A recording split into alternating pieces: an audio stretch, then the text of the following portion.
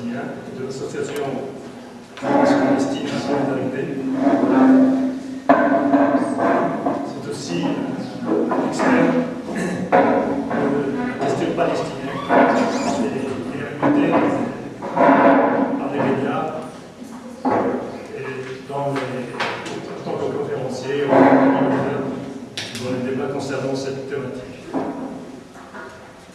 Il est aussi directeur de la collection d'ouvrages collectifs Les Rendez-vous d'Archimède chez l'Artman de Paris. 20 ouvrages ont été déjà édités dans cette collection. Alors, les titres sont en particulier Le temps, la Méditerranée des femmes, Question de développement, l'école, l'altérité, la spiritualité, le développement, les frontières, l'environnement, rapport de l'homme à la nature, le hasard, emploi et travail, deux points de regard croisés, l'infini, les dons de l'image, politique et responsabilité, enjeux partagés, la ville en débat, le vivant, enjeux éthique et développement, à propos de la culture en deux temps, et finalement la laïcité, ce précieux concept. Notre université est liée à l'Université de Lille par une convention de coopération et de collaboration qui a débuté depuis plusieurs années et qui est très fructueuse. Et dans ce cadre, nous accueillons le professeur Nabil Benka, accompagné du professeur Mustafa Mkhtar, directeur de l'UFR de mathématiques et responsable du côté de Lille de cette coopération entre les deux universités. Sans trop attendre, je vais donner la parole au professeur Nabil Benka qui va nous parler en français mais aussi en arabe, puisqu'il est palestinien. Il va nous parler de cette thématique qui est très importante, du discours sur la question palestinienne. C'est Nabil pour la parole. Bonjour.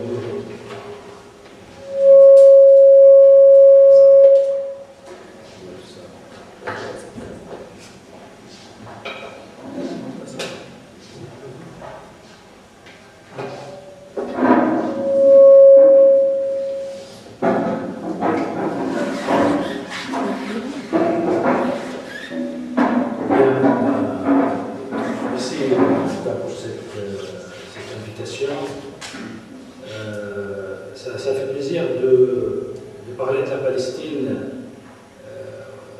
au Maroc, déjà parce que ce n'est pas la première fois que je viens au Maroc pour faire des conférences sur la Palestine. Et c'est la première fois que je viens pour parler de la Palestine, mais aussi comme visite, c'est la première. Évidemment, il est évident qu'on ne va pas parler, je ne vais pas vous parler de la Palestine comme je le fais à Paris ou à Strasbourg ou à Marseille.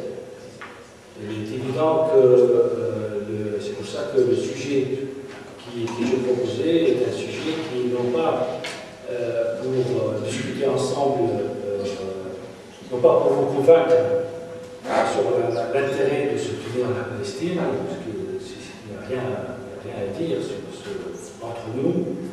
Il est bien connu que ce soit le Maroc ou tout le peuple du monde arabe soutiennent naturellement la Palestine.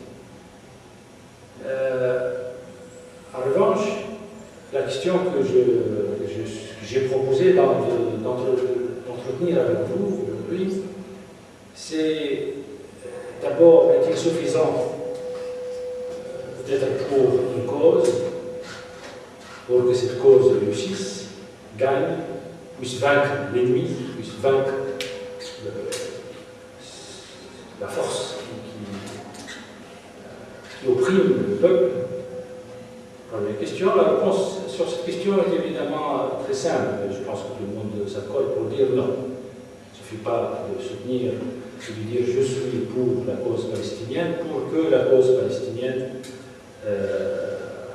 progresse ou voire qu'il puisse aboutir à la finalité, c'est-à-dire la libération de la Palestine. La deuxième question, qui est plus compliquée, et qui, je vous propose de mettre l'objet de notre discussion, notre débat aujourd'hui, c'est tous ceux qui se déclarent, qui sont vraiment et véritablement amis de la Palestine, que peuvent-ils faire pour les Palestiniens?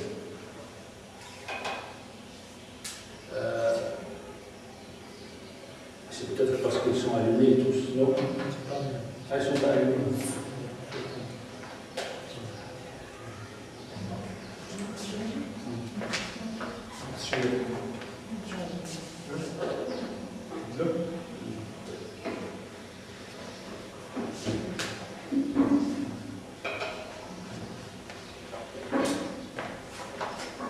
Alors, donc, Marocains, Tunisiens, Jordaniens, Français,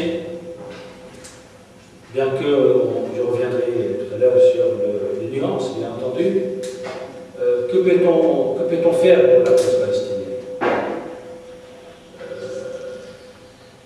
Il se trouve qu'aujourd'hui, notre contribution pour soutenir le peuple palestinien est surtout une contribution qui s'oriente vers l'opinion publique. Donc, le micro, par contre, elle n'est pas pro-palestinien. Je crois qu'il y a un truc. Ouais, d'accord. Non, mais là, ça va. Ouais. Évidemment, je me situe dans ce cadre-là. Je ne me situe pas dans le cadre de mobilisons-nous pour aller nous battre en Palestine contre l'ennemi sioniste. Ce n'est pas l'objet. D'ailleurs, s'il y en a qui veulent aller se battre contre l'ennemi sioniste, ils peuvent. Ils peuvent y aller et le faire. Je suis dans le cadre de le combat contre un ennemi qui manifestement est bien plus fort que les Palestiniens. L'ennemi, c'est Israël. Les Palestiniens sont en difficulté, ont perdu toute la Palestine. Ils souffrent depuis maintenant une bonne centaine d'années, 113 ans, plus exactement. Ils ont mis en œuvre de processus de résistance dès 1919. Premier Palestinien tué dans un combat contre le sionisme a eu lieu en 1919. Et depuis, ça ne s'était pas arrêté, comme vous le savez tous, là aujourd'hui. Et manifestement, l'espoir de libérer la Palestine diminue de jour en jour. Et on a l'impression que Israël se renforce de jour en jour. Et cette idée, je dirais, qui était partagée par la plus grande partie du peuple arabe, à savoir qu'ensemble, nous finirons par libérer la Palestine, est une idée qui est quasiment aujourd'hui enterrée. On va dire en tout cas, elle est en panne. Il n'y a aucun, le monde arabe et ne s'intéresse plus à la Palestine. En tout cas, les gouvernements arabes non seulement ne s'intéressent pas à la Palestine, mais ils font tout pour régler le problème israélo-palestinien de la manière qui arrange le fort, et le plus fort, c'est bien entendu Israël. Donc ça, c'est le contexte général que nous connaissons. Et même le peu que les Palestiniens sont prêts aujourd'hui à obtenir, à accepter, ils n'arrivent pas à l'avoir. Vous savez qu'ils ont fait leur compromis historique, comme on l'a appelé déjà en 1988, à Alger, au congrès du Conseil national palestinien, où Arafat a déclaré au nom du peuple palestinien à l'époque que les Palestiniens sont prêts à reconnaître l'État pendant toutes les années précédentes, vous vous souvenez peut-être pas les plus jeunes d'entre vous, mais on se souvient, on sait à quel point le monde occidental, qui est toujours dans le soutien inconditionnel à Israël, imposait comme condition la reconnaissance de l'État d'Israël par les Arabes. D'ailleurs, on disait toujours les Arabes, on ne parlait pas des Palestiniens. Et là-dessus, je reviendrai d'ailleurs quand je rentrerai dans le vif du sujet proposé. Puis en 1988, voilà les Palestiniens qui reconnaissent l'État d'Israël. Enfin, qui présentent un compromis historique qui accepte le fait que 78% de la Palestine deviennent totalement israéliens et pour toujours. Et qu'ils vont se satisfaire de 28% restants, c'est-à-dire ce qu'on appelle classiquement et habituellement la Cisjordanie et la bande de Gaza, qui sont aussi occupés qui ont été occupés en 1967 après la guerre de 6 jours, comme vous le savez. Et c'est suite à cette déclaration d'Arafat que l'Occident se trouve un petit peu gêné dans cette négation totale de toute reconnaissance des Palestiniens et de l'OLP, seule organisation représentative des peuples palestiniens. Et c'est comme ça qu'Arafat est reçu à l'Élysée par François Mitterrand, si vous vous souvenez. Et c'est là, à la sortie de l'Élysée, qu'Arafat va faire sa grande déclaration, parce que c'était la condition de Mitterrand, et que Arafat déclare officiellement, c'est-à-dire qu'on a considéré que ce n'était pas encore suffisant la reconnaissance historique de l'État d'Israël, mais qu'il fallait aller plus loin, et le plus loin, c'est qu'il fallait qu'Arafat déclare la charte de l'OLP comme étant caduque. Et symboliquement, Mitterrand n'est pas sorti avec Arafat à l'extérieur de l'Élysée. Ça veut dire qu'il n'est pas suffisamment important. Ça veut dire que je ne le reconnais pas comme il faut, pas encore. Ça veut dire qu'il est encore sous microscope. Il est à surveiller. Nous verrons jusqu'à où il ira.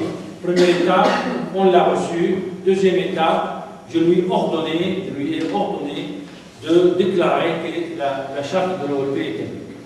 Il l'a fait, il a obéi, et il a déclaré la charte de l'OLP. À partir de ce moment-là, Arafat devient fréquentant. Comme on dit dans le langage international, les Palestiniens deviennent fréquentants. Revenons, donc ça c'est les... Et depuis ce jour-là, nous avons compris, les Palestiniens, que si on a une chance d'obtenir le 28% restant de la Palestine, ou même peut-être un seul mètre carré de la Palestine, le seul moyen, ça serait la bataille au niveau international. Et donc la bataille auprès de l'opinion publique mondiale. Que nous découvrons en tant qu'Arabes, nous ne savions pas qu'est-ce que c'est une opinion publique, puisque nous n'avons pas d'opinion publique chez nous. Puisqu'il n'y a pas d'opinion publique que s'il y a démocratie. Ça va ensemble. Il ne peut pas y avoir opinion publique sans démocratie, et quand il y a démocratie, il y a forcément opinion publique. Et nous ne savions pas comment nous adresser à l'opinion publique. On parlait d'opinion publique sans vraiment comprendre qui est-elle cette opinion publique et comment s'adresser à Donc le contexte, c'est pour ça que j'arrive à la question du discours. Et donc il était demandé, si on veut s'adresser aux Européens, aux Américains et au monde entier, pour leur dire que notre cause est juste et que nous sommes les victimes, il fallait le dire. Donc il fallait construire un discours. Et donc, le sujet que je vous propose est justement, avions-nous eu un bon discours efficace pour contrer l'autre discours qui est le discours israélien, le discours sioniste, qui, lui, s'avère de plus en plus capable d'adaptation et d'objectivation quand il le faut, et de désadaptation quand il le faut, en fonction de contexte et en fonction d'interlocuteurs, en fonction de toutes les conditions qui s'imposent à lui, à ce discours.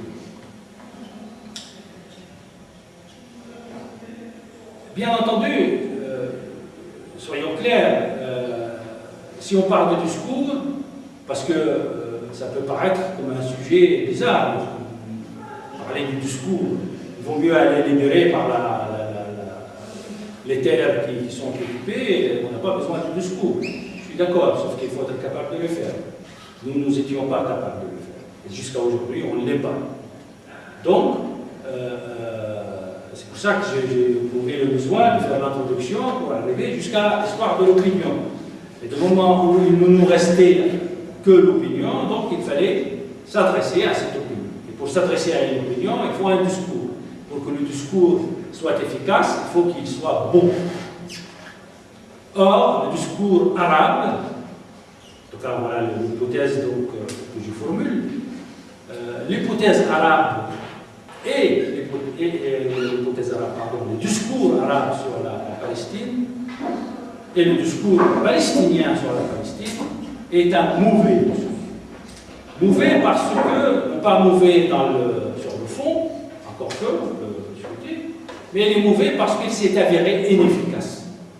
Et en tout cas, il s'est avéré incapable de contrer le discours sioniste. Donc nous avons, jusqu'à aujourd'hui, c'est vrai depuis donc 88, même avant 88, en réalité on a commencé à faire le comité de soutien au peuple palestinien qui a été cité tout à l'heure, a été fondé en 1976. France-Palestine a été fondée en 1978. France-Palestine Solidarité, qui a regroupé l'ensemble du comité de soutien en France, à peu près l'ensemble, pas beaucoup, a été fondée seulement après Oslo, en 1996, 3 ans après Oslo. Donc vous voyez, on est encore plein dans cette volonté, en France, en Europe et ailleurs, à chercher à amener l'Europe, à amener la politique, ceux qui maîtrisent le monde, tout simplement, les puissances qui sont capables de changer la face du monde, à les convaincre que les Palestiniens sont des victimes. On en est encore à ce stade. Bien qu'on a reconnu le droit aux Palestiniens d'avoir un État, sauf qu'on n'a jamais dit quel État et comment faire pour qu'ils aient un État, et on a toujours, jusqu'à aujourd'hui, donné, accepté tout ce que Israël fait. Donc, cette puissance israélienne, accompagnée par un puissant discours adressé à l'opinion internationale, a pu gagner longuement, pendant de longues années, l'opinion publique, et évidemment, elle a été aidée par plusieurs facteurs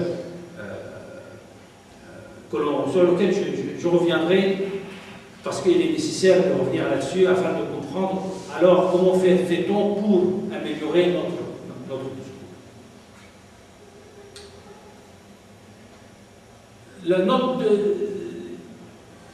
Donc cette faiblesse qui est la nôtre, dans la construction d'un discours palestinien, commence par le fait que l'absence d'une bonne connaissance de l'opinion publique occidentale. Donc ici, on est là encore, il ne faut pas l'oublier pour que notre débat soit bon. Aussi, le débat peut être bon ou mauvais. Donc pour que notre débat soit bon, n'oublions pas que je me situe donc dans cette recherche-là. C'est-à-dire je recherche à convaincre le français, l'anglais, le flamand, le finlandais, l'américain. Je ne m'adresse pas aux Marocains, je ne m'adresse pas à l'arabe, pas besoin. Eux, ils sont pro-palestiniens. S'ils peuvent, ils rendront la Palestine libre demain. Donc c'est maintenant comment faire pour que les gouvernements européens deviennent des gouvernements qui actent des sanctions, par exemple, contre Israël quand Israël commet des crimes de guerre. Comment faire de sorte pour que le gouvernement européen considère qu'Israël est une puissance occupante? On en est là. Aujourd'hui, c'est à peu près ça. Et puis, comment faire pour que ce discours qui serait bon, qu'il faut construire, puisse se traduire donc dans des actes politiques? C'est-à-dire que le français l'adapte, le reprend à son compte et qu'il puisse considérer qu'il va se battre pour que ses députés, ses maires, ses conseillers municipaux, ses présidents intègrent ce discours d'opinion qui fera partie de l'opinion publique française ou britannique ou américaine, afin d'influencer la marche politique du pays en question. C'est à ce moment-là qu'on pourra commencer à dire que nous sommes en train d'avancer, de progresser, de gagner du terrain face au monstre que constitue le discours israélien, qui lui a été réfléchi, pensé, stratégisé depuis 1893. Donc c'est un discours qui a 100 ans, plus de 100 ans d'expérience, et qui est issu de l'Occident lui-même. C'est-à-dire que l'Israélien, avant d'être Israélien à 5000 km de l'Europe, était lui-même européen. Et il sait très bien qu'est-ce que c'est être européen et comment s'adresser aux Européens, c'est-à-dire s'adresser à soi-même.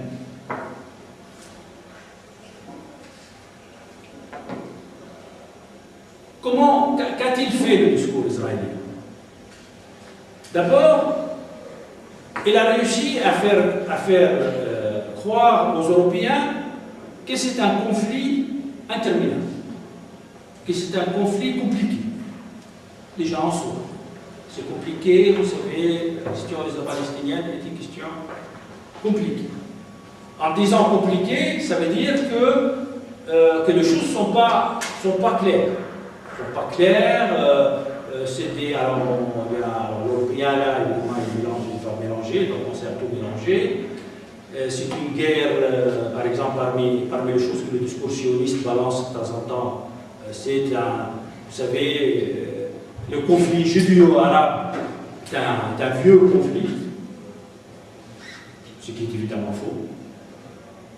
Il n'y a pas de conflit judéo-arabe. Il n'y a jamais eu de conflit judéo-arabe dans l'histoire de Moyen-Orient. Jamais. Ni de Maghreb d'ailleurs, à part les conflits qui ont eu lieu suite à l'indépendance du pays de Maghreb. Le discours palestinien en face se limitait à dire que la cause palestinienne est juste, ce qui est vrai, évidemment, mais ce n'est pas suffisant. Ce n'est pas parce que c'est juste que, au mieux, je peux avoir de la sympathie vis-à-vis d'une cause juste, moi, français ou belge, mais d'accord. Oui, il y a plein de causes sur la terre. Il n'y a pas que la Palestine. Donc, pourquoi aller considérer que la cause palestinienne est une cause politique fondamentale, importante, etc. Ça, on n'a pas su. On n'a pas su justement expliquer le pourquoi. Donc, faiblesse face à un discours qui va, lui, approfondir notre faiblesse en expliquant aux Européens que ne vous occupez pas de cette question, c'est trop compliqué, c'est historique. Vous savez, puis le français est vraiment le plus moyen. Lui, il va considérer bon, ces Arabes et ces Juifs nous emmerdent, ils n'ont qu'à se démerder entre eux. On l'entend encore souvent, ça, bon, donc ça ne m'intéresse pas. Donc, on a 1000 raisons pour s'intéresser à la question de l'efficacité ou qu'est-ce qui fait qu'un discours pro-palestinien puisse être efficace? Et cela concerne qui? Concerne les Palestiniens eux-mêmes, qui sont là-bas. D'ailleurs, le discours, par exemple, de l'autorité palestinienne, aujourd'hui. Quel est le discours de l'autorité palestinienne? Quel message donne-t-elle, cette autorité palestinienne, à l'Occident, à l'opinion publique? Rien, pas de message. Le seul message qu'elle donne, c'est un message embrouillé, c'est un message incompréhensible. Et le discours que les comités dont on a cité tout à l'heure quelques noms, qui essayent de capter le discours palestinien qui vient de Ramallah pour le traduire en français, pour eux en tant que Français, est un discours extrêmement faible, c'est-à-dire qu'il ne dit rien. Il ne dit rien à part qu'on est prêt à négocier, on souhaite avoir la paix, voilà. C'est pas trop bien. Donc le mouvement de soutien a un discours faible. Les Palestiniens de là-bas ont un discours faible. Les Arabes, Marocains, Tunisiens, Syriens, Libanais, toutes les communautés arabes et arabo-musulmanes d'une manière encore plus large qui se trouvent en Europe ont un discours faible, voire parfois nuisible. Et on va porter un discours qui n'est pas en rapport avec l'efficacité recherchée pour contrer le discours israélien. Les États occidentaux doivent être la cible principale de ces discours, puisque les États eux-mêmes vont reprendre le discours des uns et des autres pour expliquer à leur propre opinion l'acte qu'ils adaptent ou qu'ils n'adaptent pas à leur politique concernant le conflit israélo-palestinien. Les médias européens, ils vont reprendre dans le discours israélien et éventuellement le discours pro-palestinien des éléments à partir desquels ils vont fabriquer leur propre discours. Et quand on regarde à peu près le paysage de l'ensemble de ces discours, on se rend compte que souvent le discours pro-palestinien n'est pas repris, il est faiblard quand il est repris, c'est-à-dire il est à rien, il est dilué.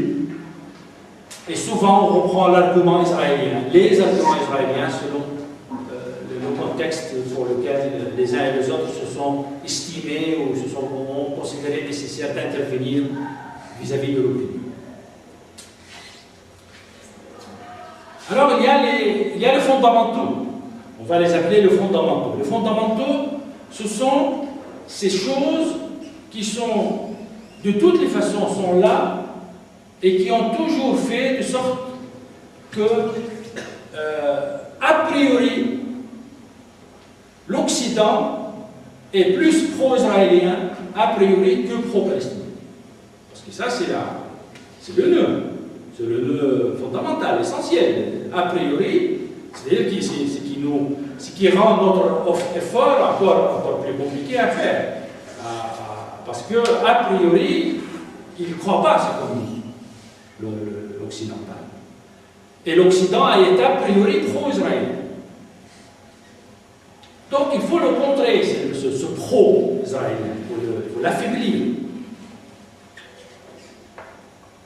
Il faut l'affaiblir, sachant qu'il est très inspiré de ce que je peux appeler, moi j'ai pour habitude d'appeler, la perfection israélo-sioniste. Il faut que nous ayons suffisamment la lucidité et la connaissance de ce qui se passe, pour le point de vue, pour que nous nous rendions compte à quel point le sionisme, d'abord, Israël plus tard, depuis 1948, ont été dans la perfection.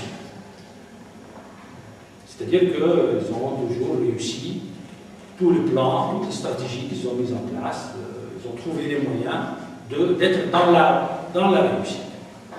que leurs échecs sont très, très faibles, très négligeables, et qu'ils ont placé des rails sur lesquels tout roule, et que nous sommes comme des gens autour de ces rails, et on touche les wagons dans lesquels le sionisme roule, et qu'on n'a pas de prise.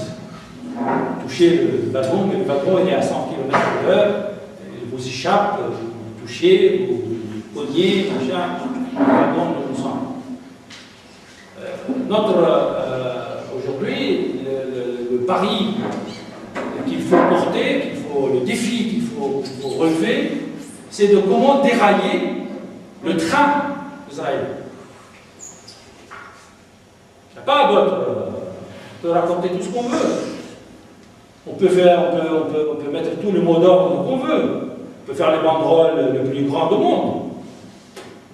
Ça mènera à rien.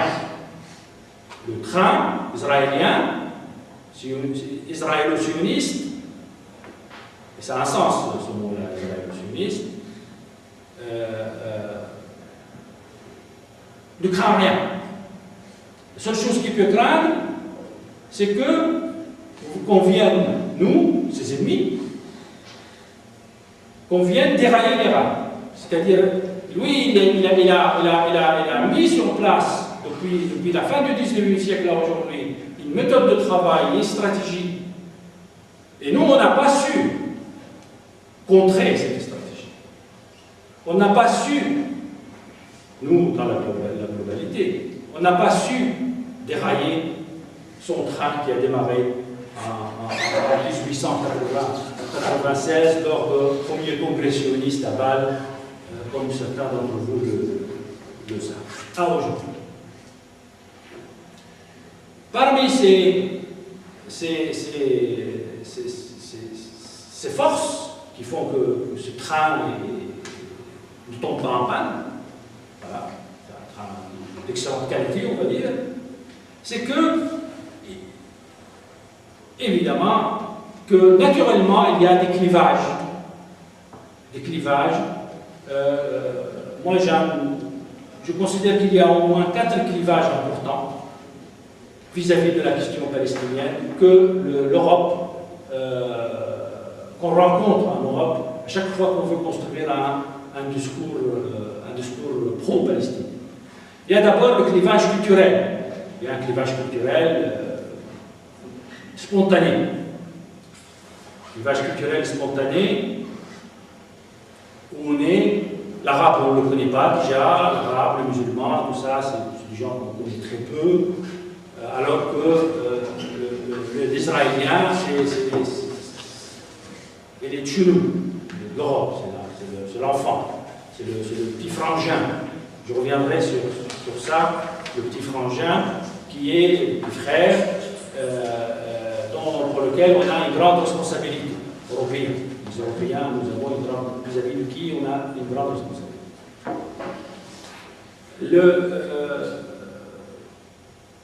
Je sais pas, bon, prenez un exemple, puisqu'on est des universitaires autour de cette table.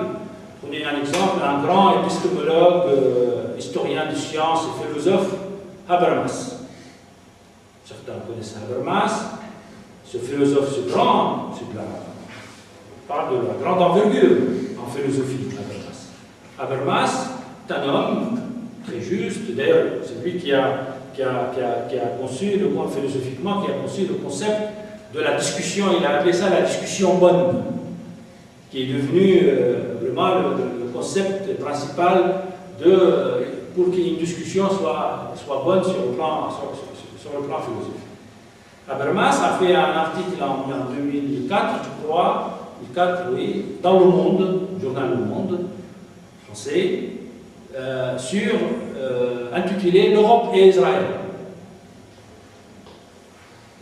Un tiers de page, pratiquement, un article assez important, dans lequel il parle de rapport entre l'Europe et Israël et est sous-titré « Aucun Européen ne peut nier l'existence de l'État d'Israël ». Comme si les Européens étaient en train tous d'être mobilisés et en train de porter le banderole, l'Israël ne doit pas exister. Alors que personne, il n'y avait rien. Il n'y a aucun Européen, ni État, ni gouvernement, ni association, ni peuple, ni intellectuel qui se mettait à nier l'existence de l'État. Habermas prouve le besoin de faire un article sur l'Europe et Israël. Et dans la réalité, bon, je vous ai parlé de détails, il écrit plein de choses sur la nécessité d'une coopération et que l'incontournable fusion entre Israël et l'Europe.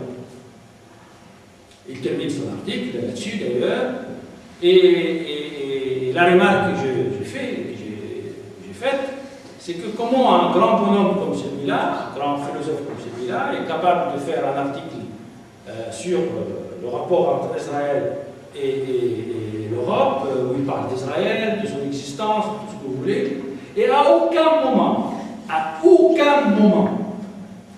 le terme palestinien, Palestine, occupation n'a été prononcé. Voilà ce que j'appelle le clivage culturel. Et je suis persuadé que ça ne lui est pas venu à l'esprit. C'est-à-dire que le Palestinien est absent. On peut évidemment. On a jusqu'à quelle heure? Il est 5 heures. 5 heures, on a 45 minutes. Donc on peut comme ça décliner encore plein de questions. Puis, il y a le clivage politique. Il y a un véritable clivage politique qui, lui, c'est un peu ce que j'ai dit tout à l'heure sur le fait qu'a priori, le politique européen est pro-israélien. Je vais vous donner un exemple. François Mitterrand, toujours le même. François Mitterrand, en 1982, après qu'il ait été élu président de la République française, va consacrer sa première visite étrangère à Israël. Bon, c'est pas scandaleux, pourquoi pas. Il va à Israël, il est invité à faire un discours devant la Knesset, c'est-à-dire le Parlement israélien. Et c'est là où ça m'intéresse, dans ce débat. Donc il prend la parole, c'est un grand président, François Mitterrand. Historien, très cultivé, il connaît l'histoire, un grand laïc, évidemment, président de la République française, la République laïque. On ne doit pas mélanger les choses. Tout est à sa place. Donc il prend la parole et il dit, s'adressant aux députés israéliens, je suis honoré de m'adresser à vous, vous, représentants du peuple juif depuis 2000 ans. Vous avez saisi? Je suis honoré de m'adresser à vous, vous, représentants du peuple juif depuis 2000 ans. Question. Il fait ça pour faire plaisir seulement aux Israéliens? Je ne crois pas. Comment se fait-il qu'un président de cette envergure fasse la confusion entre ce qui est de l'ordre de l'historique avec ce qui est de l'ordre biblique? Ça ne se fait pas. On le fait quand on n'est pas laïque. Or, lui, il est laïque, et en plus, il est en mission officielle, il est président d'une république laïque. Donc, même si lui, individuellement, fait la confusion totale entre ce qui appartient à l'histoire et ce qui appartient au livre, ici, en l'occurrence, les livres de la Bible. Mais faire la fusion officiellement dans sa mission de président de la République française pose un problème, qui d'ailleurs personne n'a relevé en France. Très peu de gens en ont parlé. Il est très probable que François Mitterrand, tout en sachant que ces gens-là qui étaient en face de lui n'ont rien à voir avec les Hébreux d'il y a 2000 ans, il doit le savoir au fond de lui, en tant qu'homme cultivé. C'est pas possible autrement. Mais culturellement, il a dû éprouver le besoin besoin de faire cette fusion et cette confusion inacceptable, scandaleuse, et qui est pour lui est une espèce de communion qu'il exprime avec ces gens qui pour lui sont ses amis, profondément ses amis. Ça, c'est ce que j'appelle le clivage politique. Vraiment, il y en a plein d'autres exemples. Sarkozy, le président actuel, avant d'être président, était ministre de l'Intérieur. Il y a eu un assassinat en France d'un juif, vous en avez entendu parler sans doute, par un groupe de jeunes. Et quand, là où ils ont trouvé l'assassiné, évidemment c'était un assassinat odieux, dégueulasse, c'est-à-dire un gars qui a été torturé, machin. Et ils ont trouvé dans l'appartement de chef de bande un tract de CBSP, Comité de bienveillance et de soutien au peuple palestinien, et de documents sur la Palestine. En tant que ministre de l'Intérieur, il a été interrogé sur cet assassinat, que le juge qui travaillait sur l'assassinat avait déclaré que très probablement était un assassinat antisémite. Donc, interrogé, le ministre intervient au Parlement, le ministre de l'Intérieur, et il dit effectivement c'est un assassinat antisémite.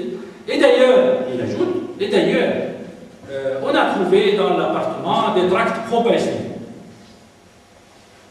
Vous avez saisi évidemment, encore une fois, ce clivage culturel. Donc, antisémite et le pro-palestinien vont ensemble. Donc, tout discours que je dois porter, ou que vous devez porter, ou que l'un ou l'autre doit porter pro-palestinien, s'il n'intègre pas tout ce que je viens de dire, c'est-à-dire ce clivage a priori, tout ce qui est a priori, est condamné à l'échec, de point de vue du message. Parce que si on fait un discours, nous sommes d'accord, c'est parce qu'on veut transmettre un message. On reviendra sur le message d'ailleurs. Quel message doit-on transmettre?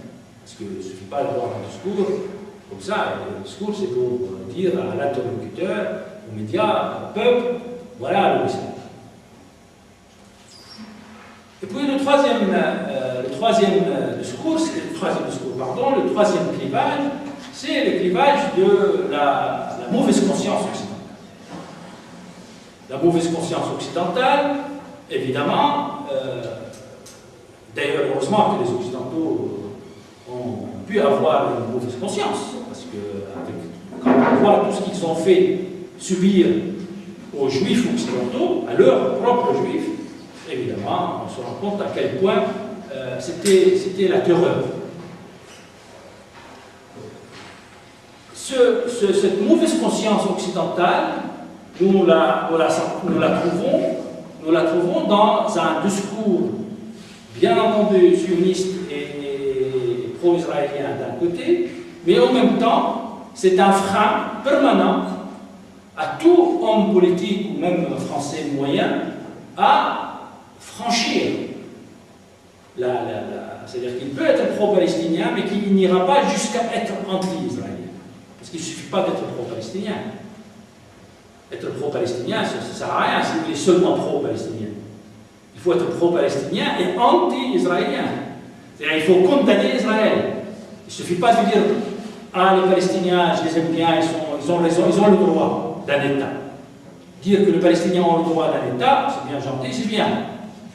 Mais ce qu'il faut, c'est dire qu'il faut qu'Israël obéisse aux résolutions de ceci ou cela. Il faut qu'Israël se retire de tel territoire. Il faut donc condamner Israël. Contraindre Israël.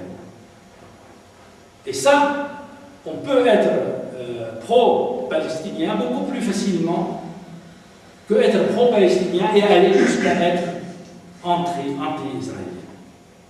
Et c'est ce clivage de la mauvaise conscience occidentale qui est très, évidemment, très souple, c'est-à-dire que c'est un clivage dans lequel on peut puiser tous les arguments que l'on veut de côté sioniste pour empêcher à ce qu'on devienne anti-israélien jusqu'à l'infini. savez, évidemment, et pour que le discours palestinien puisse contrer ce clivage-là en particulier, qui est le clivage le plus difficile, en réalité, le plus compliqué, il nous appartient de bien comprendre qu'est-ce que ça veut dire la mauvaise conscience occidentale par rapport à ce qui s'était arrivé en Europe pendant des siècles concernant les Juifs européens. Il est absolument important que notre discours, il n'a pas le droit, notre discours n'a pas le droit, de négliger ou d'ignorer cette donnée-là si on veut être efficace, forcément. Et deuxièmement, il est absolument nécessaire que nous montrions à une opinion publique que les Palestiniens ne sont pour rien dans tout ce qui a été fait aux Juifs en Europe. Et on peut aller même plus loin, on peut montrer que la mauvaise conscience occidentale est en train de se faire payer par les Palestiniens. C'est-à-dire la facture européenne, la facture que les Européens doivent payer, a été passée aux Palestiniens. Mais ça se construit. D'abord et avant tout, comprendre tous les mécanismes de ce qui s'était passé pendant des siècles en Europe, lorsqu'ils ont fait des Juifs européens un peuple paria. Puis, l'antisémitisme au XIXe siècle, comment l'antisémitisme est né, comment il y a une idéologie antisémite très importante qui a fait, qui a conduit à la création même du sionisme d'ailleurs, et plus tard à l'affaire Dreyfus en France, puis plus tard au nazisme et tout ce qui a été les 6 millions de juifs qui ont été massacrés par les nazis en Europe. Il faut rappeler à ce titre aux Français, par exemple, qui sont très concernés par cette époque de l'histoire, que les gendarmes qui ont ramassé les juifs dans le métro parisien en 1942 pour les envoyer dans le four à gaz s'appelait François, Pierre, Alain. Il ne s'appelait pas ni Mohamed, ni Ali, ni Nabil. Nous, on n'était pas présents à ce moment-là. Que le directeur d'école française, en 1942, ont fourni la liste des enfants juifs à la Gestapo, avant même que la Gestapo la leur demande. Pareil, c'était français, de vrais français. Nous, on n'est pour rien. Parfois, vous avez l'impression que bientôt, un certain discours sioniste laisse sous-entendre que Hitler serait d'origine palestinienne. Tellement, je le dis un peu en rigolant pour provoquer cette opinion en question, pour qu'elle réagisse par rapport à cette inertie qui la bloque, qui la fige dans son soutien à la cause palestinienne, c'est-à-dire qui l'interdit d'aller plus loin de là où elle est, y compris des gens très sincères. Tellement ce clivage a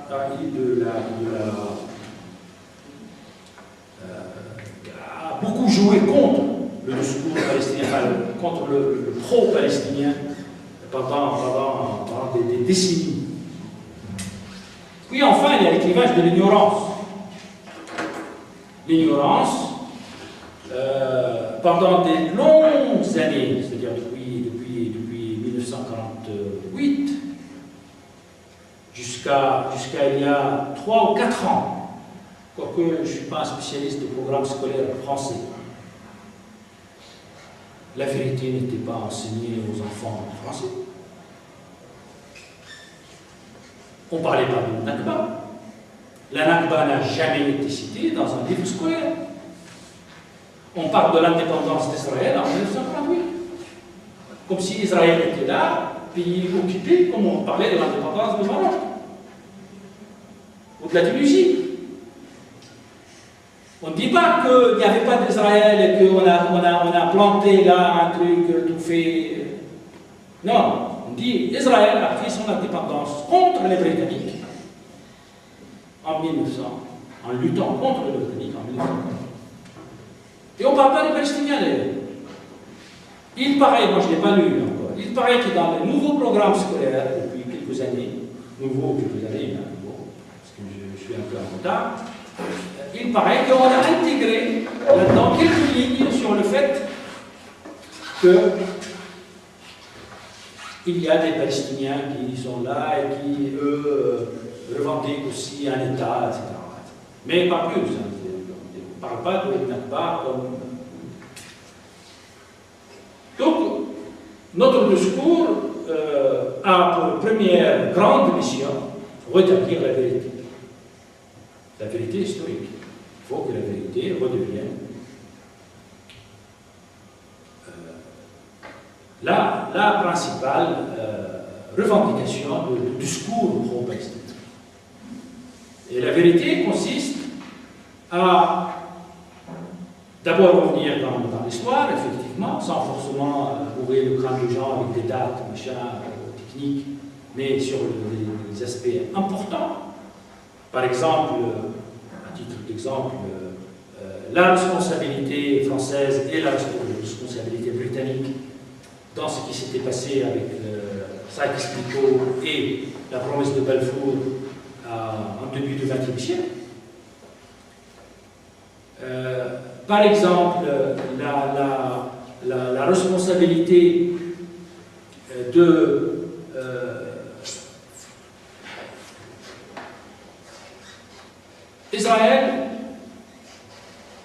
Israël et le discours israélien a toujours mis l'accent sur le fait que la Palestine est une terre sans peuple pour un peuple sans terre. Comme vous savez, c'est toute cette fameuse expression. Le peuple sans terre, ça veut dire quoi dans l'idéologie sioniste? Et d'ailleurs, la même question rejoint, depuis qu'Israël a été créé, en 1948, je ne sais pas si vous le savez, on nous parle, il y a sur le 900 000 Palestiniens qui vivaient en Palestine, 800 000 ont été expulsés, ont quitté le pays. Vers le nord, Liban, Syrie, à l'est, vers la Jordanie, au sud, vers Gaza. C'est pour ça que d'ailleurs, déjà ça, le français a mal à comprendre comment se fait-il lorsqu'on leur dit qu'il y a 70% de Gazaouis sont de réfugiés. Ce sont de réfugiés de Galilée, de la Palestine, de nord de la Palestine.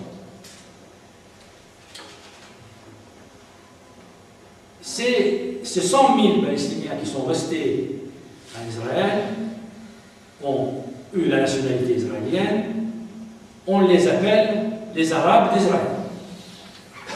On ne les appelle pas les Palestiniens d'Israël.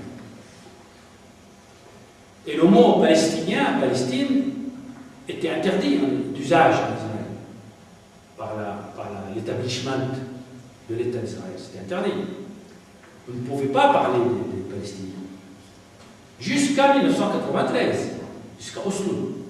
La première fois que dans le vocabulaire israélien, le mot palestinien apparaît, c'est dans l'échange de cours de lettres qui a eu lieu entre Rabin et Yasser Arafat, ce qu'on a appelé l'échange de lettres de reconnaissance mutuelle, qui d'ailleurs n'était pas si mutuel que ça du tout. C'est là où la première fois Rabin va parler des Palestiniens. Déjà obligé, puisqu'il était monsieur le président de l'Organisation de libération de Palestine, puisqu'en tant que représentant du peuple palestinien, dit « Je vous reconnais ». C'est ça le message de Rabin. C'est tout, ça s'arrêtait là. Il n'a pas dit « Je reconnais la construction de l'État palestinien ». Les Israéliens n'ont jamais, j'en profite, c'est une parenthèse, je fais une parenthèse, tu m'excuseras, les Palestiniens, les Israéliens n'ont jamais déclaré reconnaître la nécessité de créer un État palestinien quelque part. Aucun responsable israélien lui-même. Et donc, sur le mot palestinien était interdit d'usage. On les appelait les Arabes d'Israël, qui sont aujourd'hui 1,2 million. C'est peut-être, tout à l'heure j'avais parlé de la perfection israélienne. La seule imperfection chez les Israéliens, chez les sionistes, c'est qu'il y a un truc qui leur a échappé, c'est que les Palestiniens et les Arabes font beaucoup d'enfants. Donc ils n'ont pas imaginé que le 100 000 allait devenir 1 million, 60 ans plus tard.